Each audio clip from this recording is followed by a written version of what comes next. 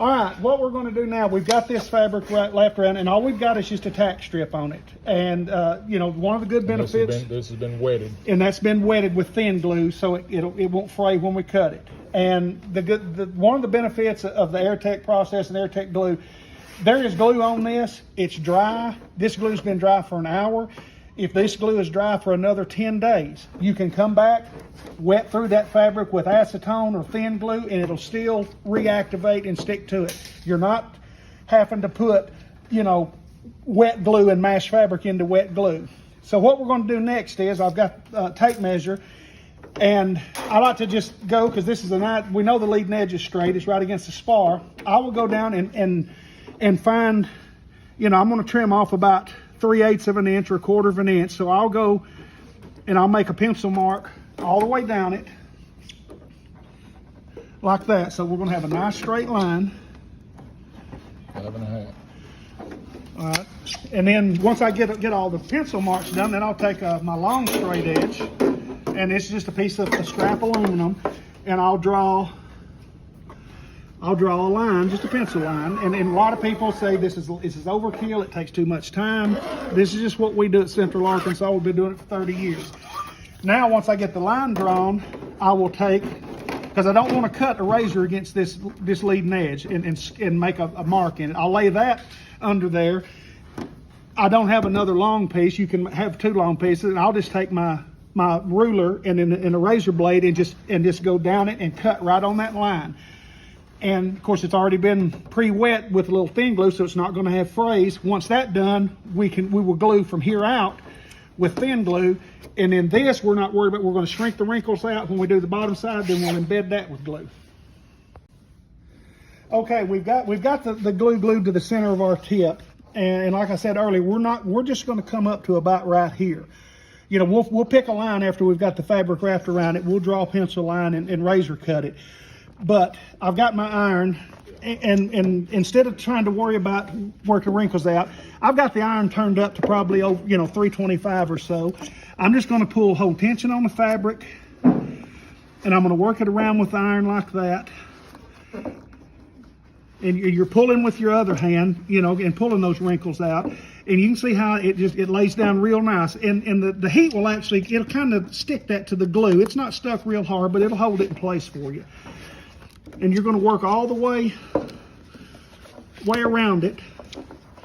And then, like here, I didn't go up quite far enough, so we're just going to come up, and you can actually put it up on the aluminum and hold it and just get it nice and flat, you know, because we're going to trim it back here. But we've got it flat all the way up to there, so you don't have any wrinkles in it when you trim it.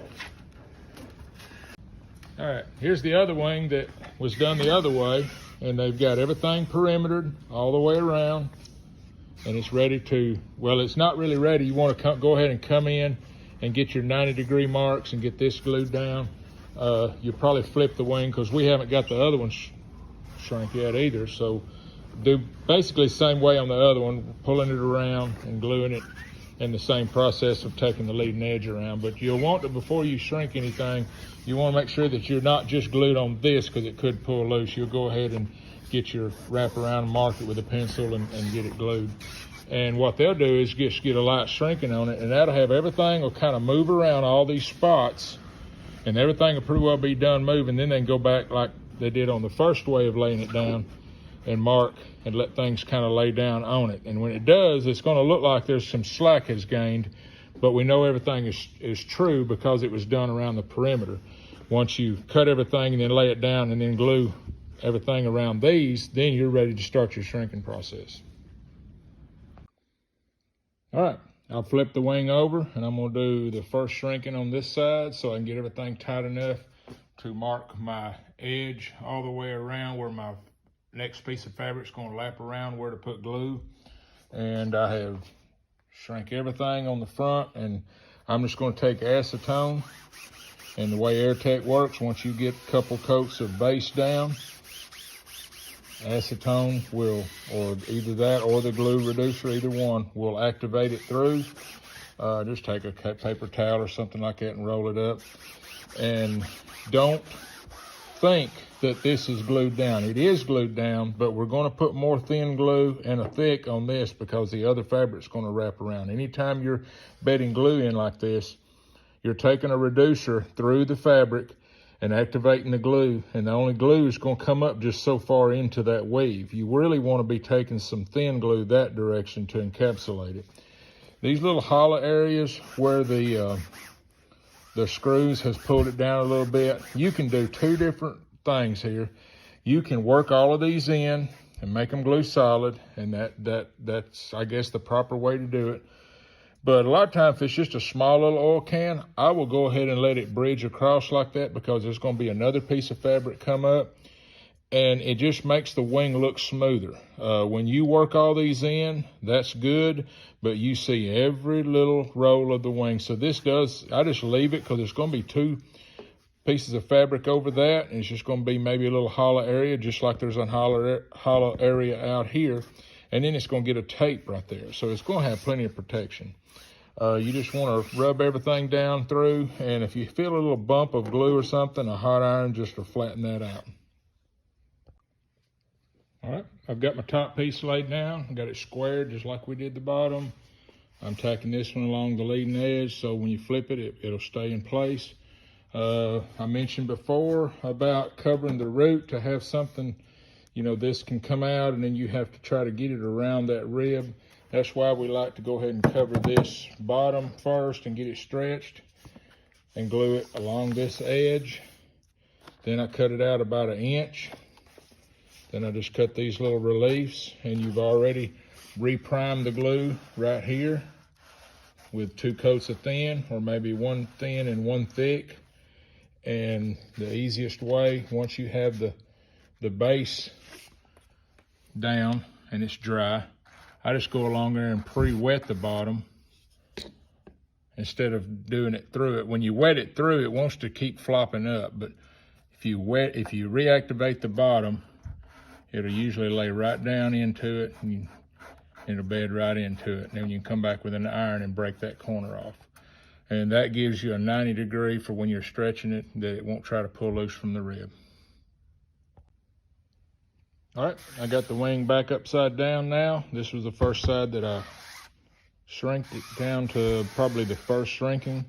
I've got everything brought around and trimmed and glued. And like Brian mentioned before, on the leading edge, when it comes up, went down and measured from my leading edge and got marks, put marks all along, wetted the line just a little bit with thin glue, and lay you a piece of metal under it, and then lay one on the line and use a razor blade to go right down so you don't put a cut in your fabric underneath. And that gives you a good clean line, doesn't have any frays because you put the thin glue on it, and this will be to where it can glue down, and then you'll iron this down really flat. And pretty well about an extra pass of primer with Airtech primer, and you can make that line go away. So just about ready to get this one sealed up. I'm about to start marking out and putting the plastic parts here and the doilies, or the areas that is going to be plastic around these, and then it'll be ready to stitch. All right, I've got both sides closed in. About to do the final shrink on this side. This was the last piece that went on, and I've got one of the new irons I'm going to do the final shrink on so I can watch the temperature a little more closely on the foot. This is just my go-to iron. Don't mind getting glue on the shoe of it or anything. With this last piece, I didn't film it, but I did a light shrink out here to pull it kind of tight around the leading edge. Now this is, because it's greener, this was the first piece that was glued down, and this other piece was the one that was under it. Well, I'm sorry, this one was the first piece glued down, and this one went over it. Reason it's a different color, it's 2 layers up to here. Now, because this J3 had a little different leading edge that went all the way to the spar, the fabric would not reach around and all the way back around. So, got a little seam here, and it's cut with a razor underneath this. This is one piece on top.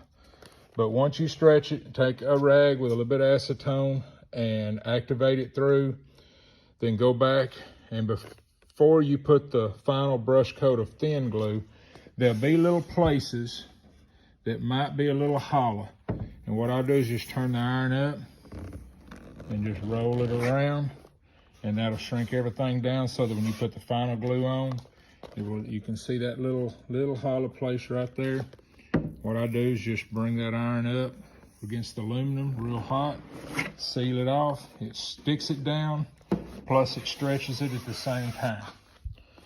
And what I'll do is get the little small iron and turn it up really high.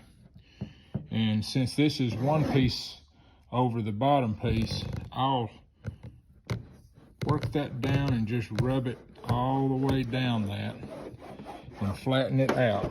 And what that does, it just makes it to where you almost can't feel it. And when I'm priming, I will probably do an extra 1 or 2 passes right here of primer to give me a little build and sand, and that will literally go away.